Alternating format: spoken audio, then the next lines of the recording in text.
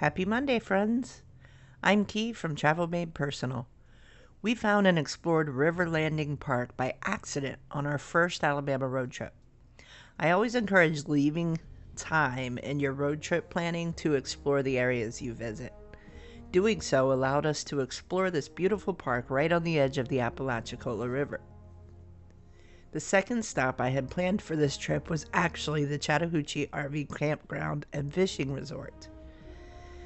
Because the bestie's memory is, well, dusty at best, places she's been to before become somewhat of a scavenger hunt, but hey, they're fun. She described a small park overlooking the Jim Woodruff Dam. That's what we were looking for. This stop was not it. We did actually find the park she was referring to on a later trip, but did not actually get to access it because the gate was closed, probably due to hurricane damage. We'll talk about that more in a future video. I have a lot of catching up to do. So we drove to the Chattahoochee RV Campground and Fishing Resort, and Dusty was all, "This is not it." Okay, but there was a historical sign there, so we stopped and grabbed a picture of it. We all but decided to skip the stop and head on with the trip, and I said, well, let's see what's down here. So we drove down a small hill and discovered River Landing Park. Also not it. But it had a lot of historical signage and the old Victory Bridge, so we stopped and explored. It was a cool find.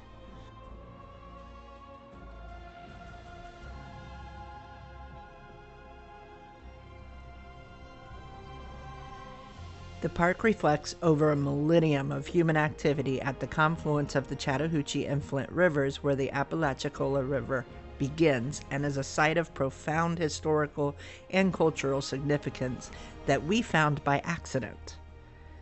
So somewhere around 1,000 years ago, during the Fort Walton period between 900 and 1500 AD, there was a strategic ceremonial center established by a powerful Native American chieftain. The community built at least 7 earthen platform mounds around it, and 3 of those mounds are still visible today.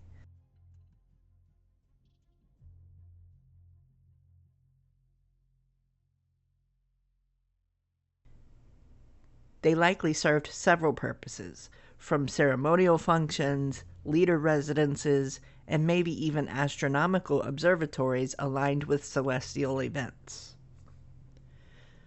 The mounds have been abandoned by the time the Spanish explorers arrived in the 1600s, though.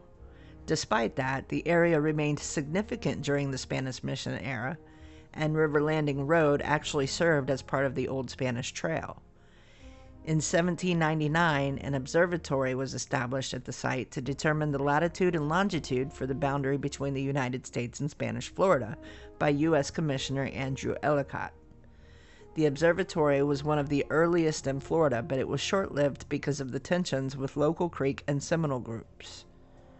Sadly, a fort was constructed on top of the largest prehistoric mound by British forces during the War of 1812 to be a base for a planned invasion of the United States.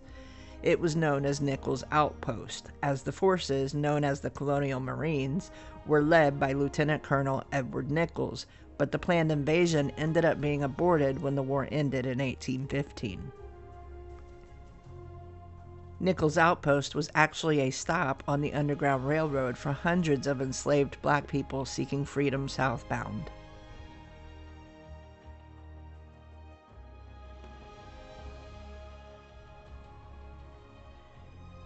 During the steamboat era in the 19th century, this area evolved into a bustling river port, and Victory Bridge construction began in 1922. Victory Bridge was the first bridge constructed for automobiles to cross the Apalachicola River and further enhanced the region's connectivity. But unfortunately, the bridge was partially dismantled during the 20th century. Part of it still stands today and can be accessed from River Landing Park.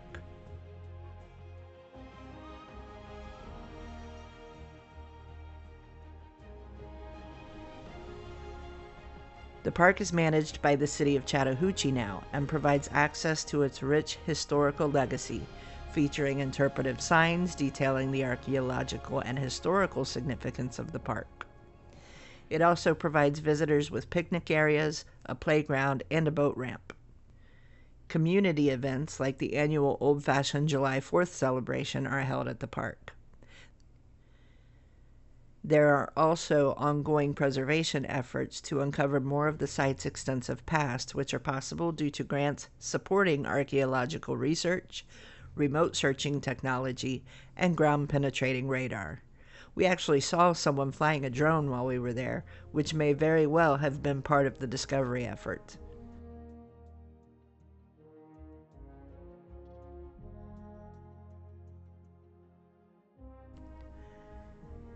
This emerging technology has allowed archaeologists to confirm that the Nichols outpost is in fact about 6 feet below the ground on the earthen mound at the park.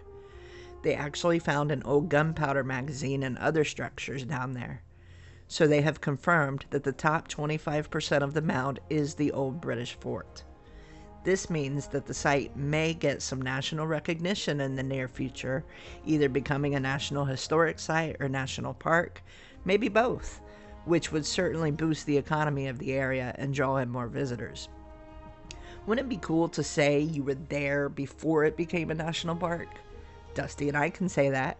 Weird flex maybe, but one of those cool little tidbits that we love to add to our collection of stories from the places we explore.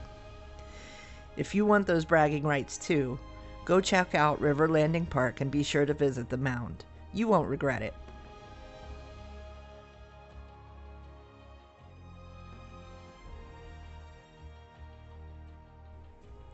Next week, I'll share our next stop, which we could actually see from this one, as it was only a few minutes down the road.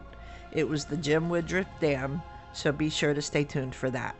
Also, be sure to like and subscribe so you'll get notified as those videos get released. But for now, get out there and explore the world your way.